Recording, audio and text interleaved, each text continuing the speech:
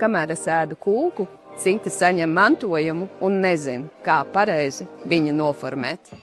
Saņēmi mantojumā nekustamo īpašumu, tad šo tev noteikti jāzina, citādi zaudēs daudz naudas. Noformējot mantojumu, bieži vien dokumentos tiek norādīta minimālā īpašuma kadastrālā vērtība, lai nodokļos nodevās un notāram būtu jāmaksā mazāk. Izskatās gudri, ne? Taču pie īpašuma pārdošanas nākas sastapties ar realitāti, un īpašnieks saprot, būs ziepes, jo visdrīzāk nodokļos būs jāmaksā lielas summas. Vide redzēs, ka īpašumā bija iegūts par sviestmaizi, bet tagad tiek pārdots par reālo tirgus vērtību. Lūdzu samaksā kapitāla pieauguma nodokli 25,5%. Atceries, norādīt īpašuma tirgus vērtību mantojuma apliecībā ir daudz lētāk nekā vēlāk maksāt kapitāla pieauguma nodokli. Mantot un nepārmaksāt nodokļus var arī pareizi. Piesakies uz bezmaksas konsultāciju. Kodo Real. Īpašuma mantošana, pārdošana, nodokļi. Pastāstīsim tev visu,